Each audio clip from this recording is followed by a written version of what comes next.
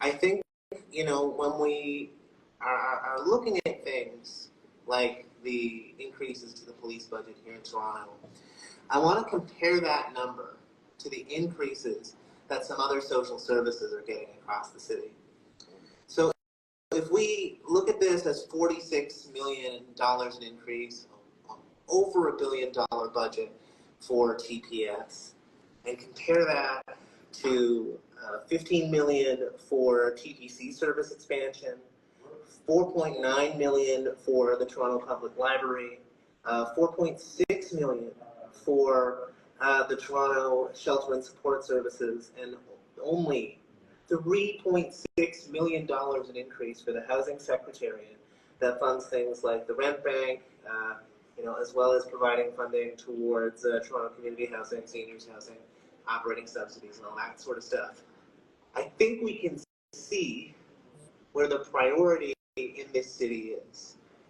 And the priority in this city, if we look at a budget as a set of political priorities, the priorities is advancing policing, criminalization, and violence in our communities, and not towards the things that actually allow us to be and be part of community, whether it's in our housing spaces, which, as everyone here has already well stated, is an incredible crisis in the city and a state of fundamental social underinvestment. The TTC, which fundamentally is moving people away from full service when it comes to paratransit and Wheel-Trans towards a family of service model that benefits cutting corners on the TTC, as TTC riders and others have stated in the past. And, when we look at these kinds of expenses, I have to ask, where is the money for building actually accessible housing in the city? In particular, since the city has built new accessibility standards for public housing that have just been implemented earlier this year. Where is the money for that? Where is the money for ensuring that city services are meeting the completely low metrics, the 20-year-old metrics of the failed the Accessibility for Ontarians with Disabilities Act? And fundamentally, where is the money for reinvesting into our social programs and structures?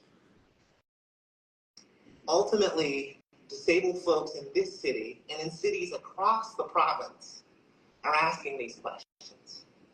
Fundamentally, every city budget in this province is experiencing similar increases for policing at a time when the province is expanding policing powers through new legislation and explicitly targeting disabled folks. And I'm going to say that again. The new legislation does target explicitly disabled folks. And so every increase to policing in this city is complicit in that political direction.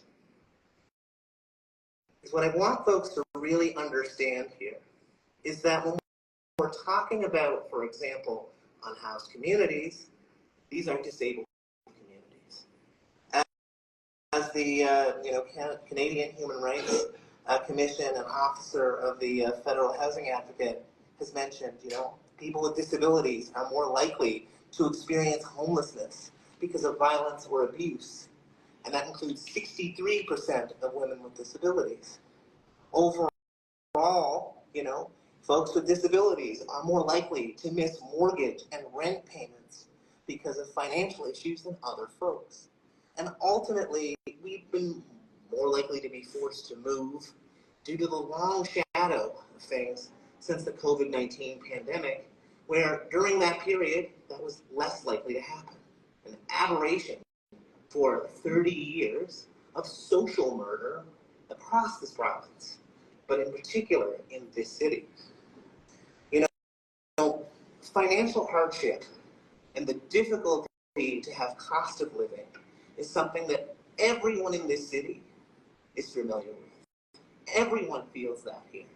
But if we're talking about constant reinvestment into policing, that goes nowhere. and doesn't improve the safety and lived experience of people on the ground here in this city, what are we doing here? What is the direction that we want to build for all Torontonians, but more broadly for all folks across Ontario? Because what's happening here is a microcosm of what's happening across the province, where there has been 30 years of underinvestment and social murder. The austerity agenda that this represents the continuation of by this budget, and by the pressures from the fake union, the Toronto Police Association, represents, ultimately undercuts the ability of the rest of us to have real safety and security in our lives. That comes from strong social services. And ultimately, what we've seen here and around the province is a continuation of giving more and more to policing, while we know and have heard from folks who've already spoken and across the board that there are real solutions here. The city could be investing more in supporting broader housing initiatives that have less barriers. It could be focusing on increasing even more money to the TTC, or working to surpass the weak metrics of the AODA and actually enforcing that through building inspections and other sorts of things. But it's not doing that. Instead, it's bowing to pressure from police.